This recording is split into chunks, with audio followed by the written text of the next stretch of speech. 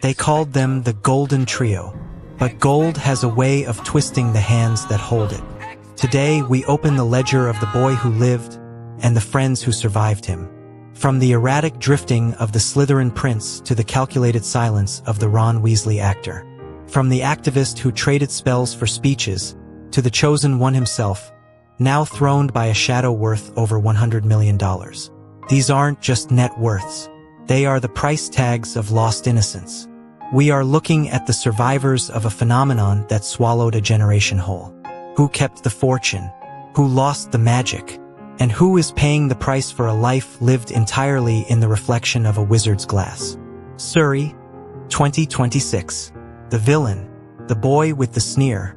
Tom Felton was the Prince of Slytherin, the face of arrogance. But when the cameras turned off, the arrogance dissolved into something far more human. He didn't run from the past. He clung to it. While others fled the franchise, desperate to bury their robes, Tom stayed. He wrote the memoir. He attended the conventions. He kept the flame alive, even as it flickered in the wind. And the world rewarded him, but sparingly. $10 million.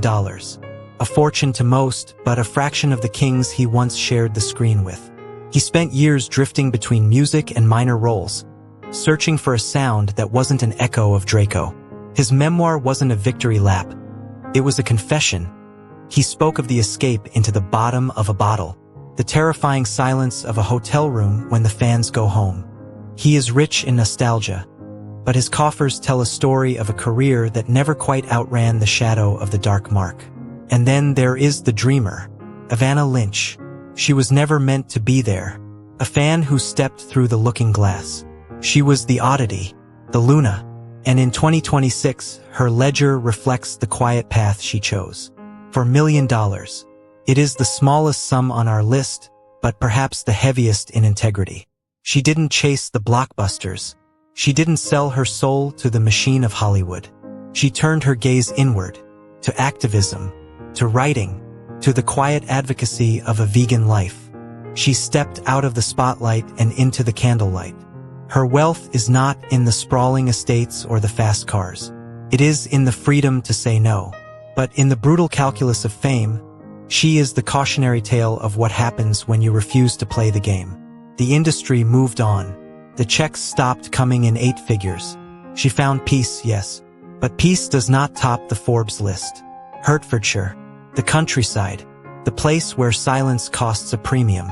Rupert Grint, the funny one, the sidekick. He saw the beast of fame up close, stared into its gaping maw, and he did something the others didn't. He blinked, and then he turned his back.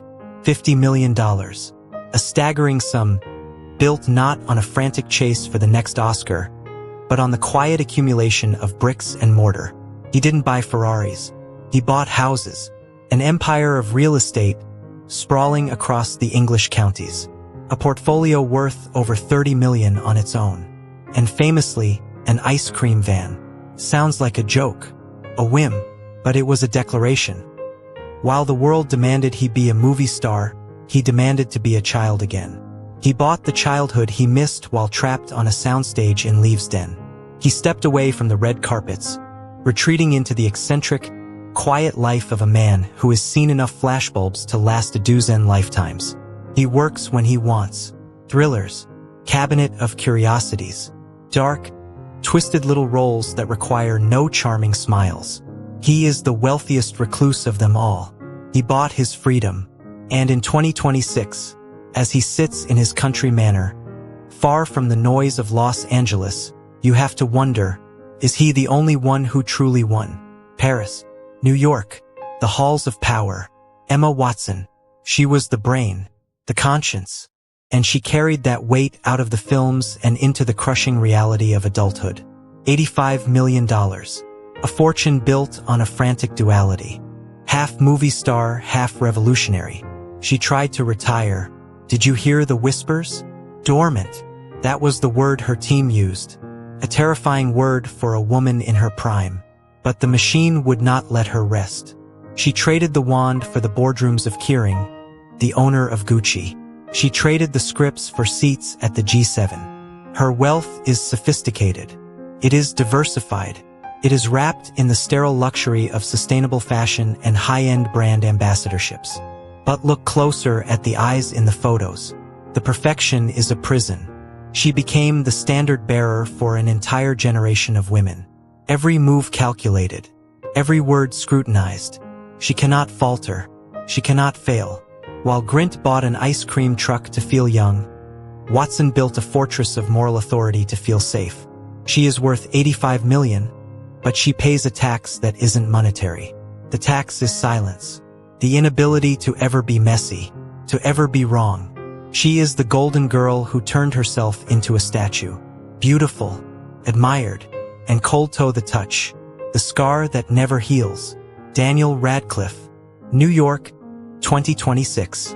$110 million. The king of the ashes. He was the vessel for a billion dreams. And to survive it, to keep from shattering under the weight of the chosen one, he had to destroy him. He took the money, the immense, staggering fortune of his childhood, and he used it as a weapon against his own typecast. He played a corpse, a neo-Nazi, a man with guns bolted to his hands.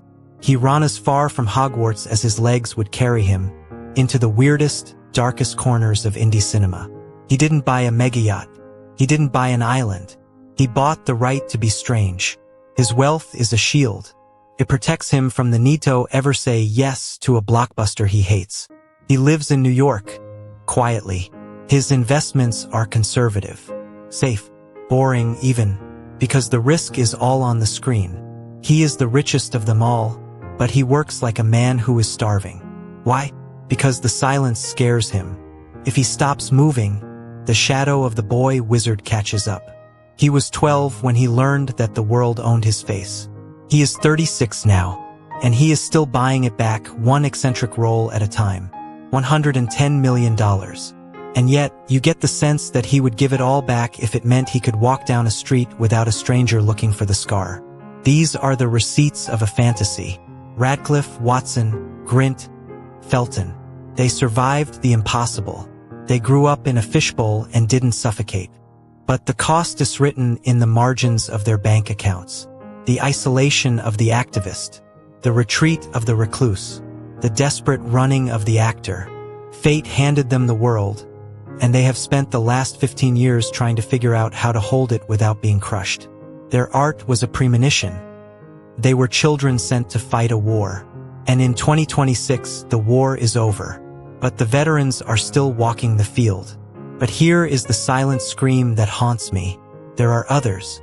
Those who didn't make it to 2026. If you want to hear part 2, where we trace the tragedies of the fallen stars of this franchise, Theons who truly paid the ultimate price, smash subscribe right now. Turn on notifications and comment below. Where are you watching from? The story is far from over, and it's waiting for you.